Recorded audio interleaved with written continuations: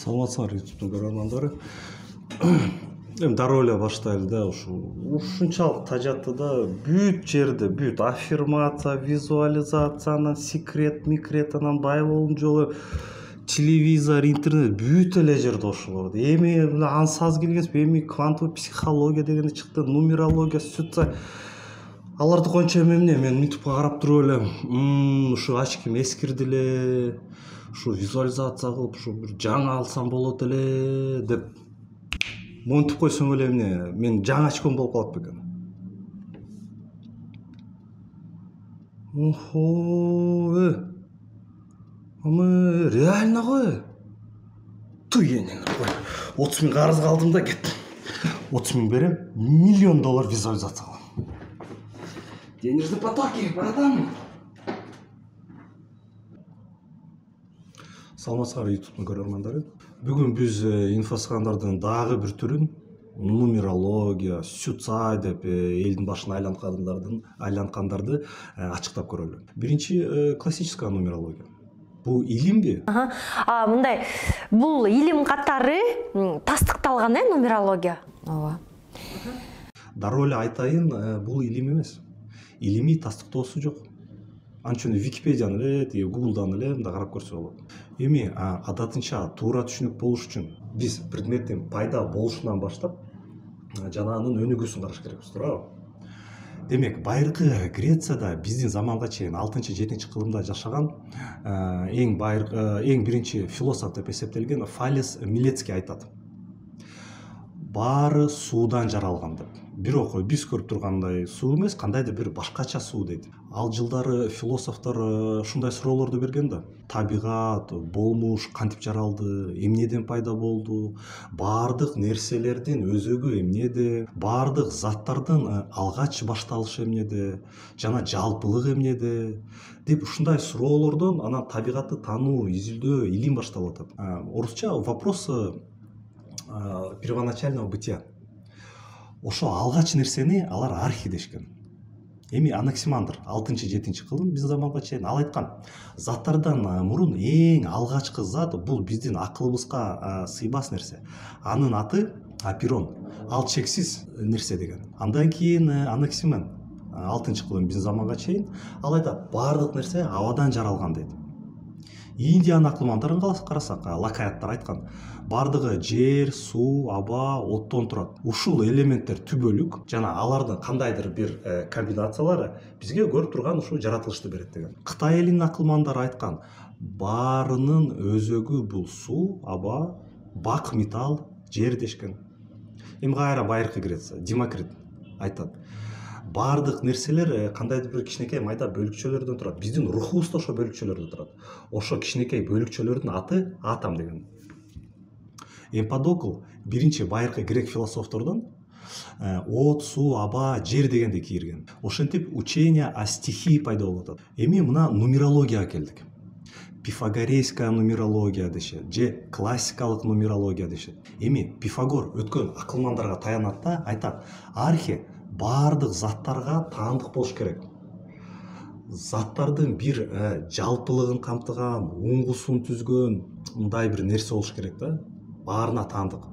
Ошентип баардык нерсе сандан турат деген тыянакка келет. Себеби баардык нерселерди сан түрүндө айтса болот. Ошентип сан бул архе дейт Пифагор.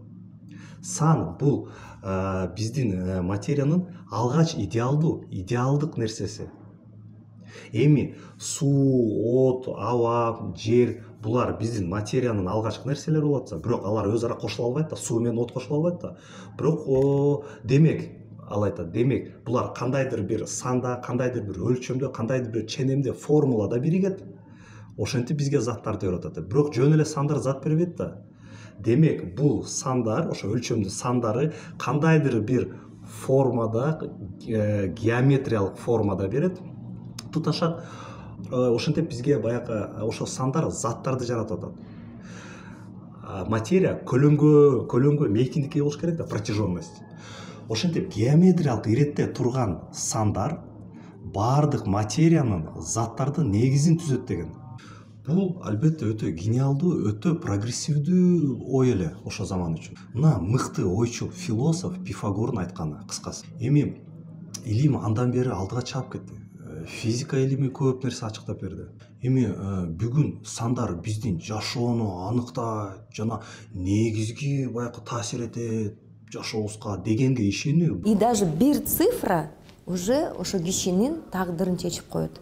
Бул караңгылык жана илимий жапайлык. Эгер нумерологияга ишенсек, анда эмне тиги сууга, атомдорго, апейронго, бугу энеге эмне ишенбейбиз анда? Келгиле, сан деген өзү эмне бир аз баягы эстей кетели. Адамзат өзүнүн өнүгүүсүндө ааламды, болмушту таанып, изилдеп жатып, заттардын кыймылын байкап жатып, аларды дискреттик жана дискреттик эмес экенин аныктай баштайт. Мисалы, суу дискреттик эмес, аны саноо мүмкүн эмес.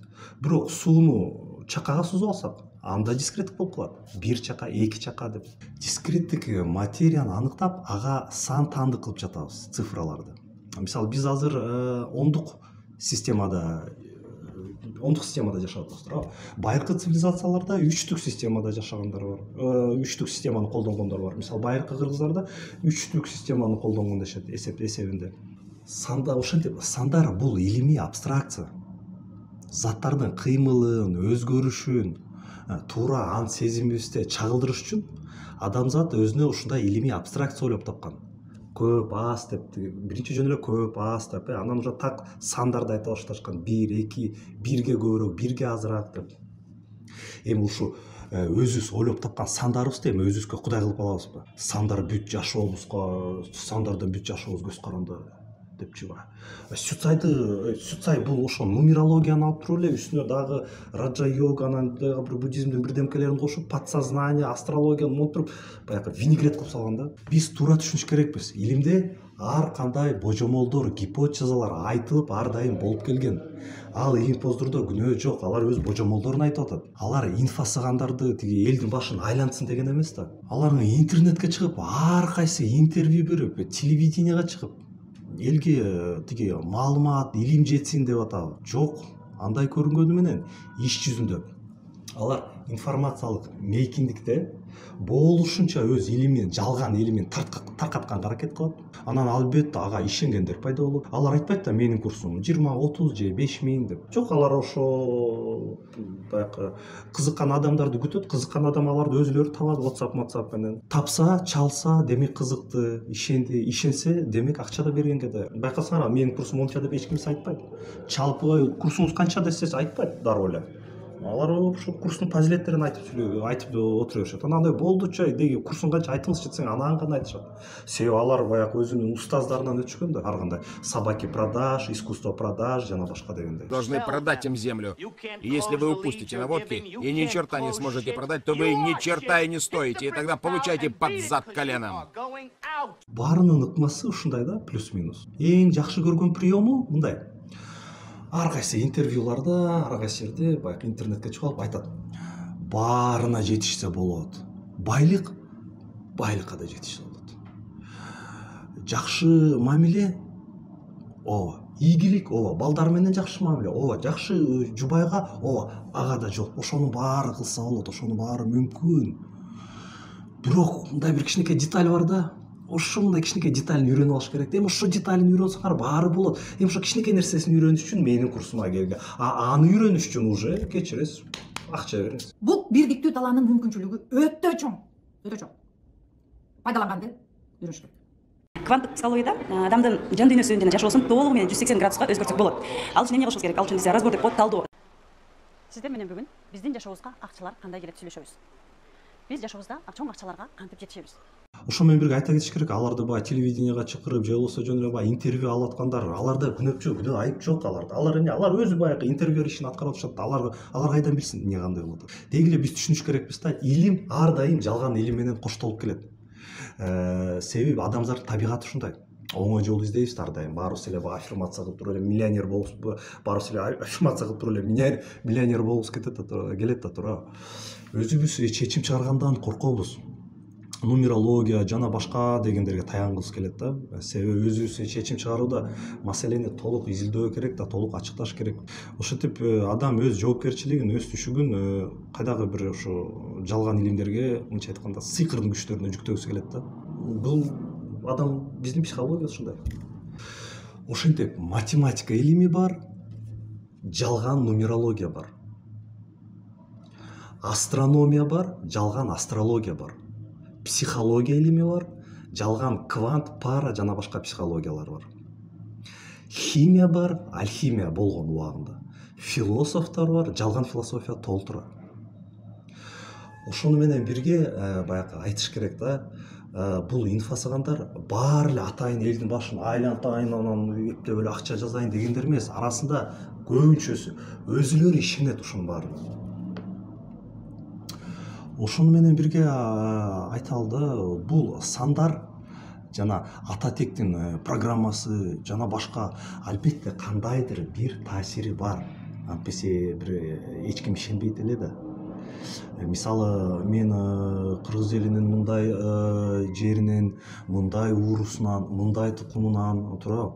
Ошого албетте кандайдыр бир өзгөчөлүктөр болот. Себеби өзгөчө коом, өзгөчө бир шарттар, өзгөчө бир убакыт, ошонун баары мага кандайдыр бир изин калтырат. Бирок бунун баарын маданият деп коет. Же болбосо этнопсихология деген илим бар. Беймарал аны изилдегиле. Убагында Эрик Берн родительский паттерн влияет на наше решение деп чыккан. Бирок ошону менен бирге анан жанагы ата тектин программасы биздин жашообузду чечет, анан жана башка деп антип абсолютташтыруунун кереги жок. Адам калыптануусу чоң процесс. Чөйрө, окуу жай, жана башка дегендей. Анын баары таасир этет. Сиз төрөлүп жатканда, Марстын таасири сизге өтө кымылдай. Ошол эле акушердин лампасынан чыккан электромагниттин толкуну сизге миллион эсе көп таасир болот. Ошо Марска караганда. Же болбосо ошо акушердин эле кыймыл аракети өзү миллион эсе көп таасир этет. Кайдагы бир Марс менен Юпитердин мамилесине караганда. Албетте асмандагы объектилердин бир таасири бар. Мисалы, айды карап уктап калсак баарыбыз билебиз, эртеси турсак шишип калабыз. Бирок адамга анын калыптанышына таасир эткен нерсе негизи сан жетпес.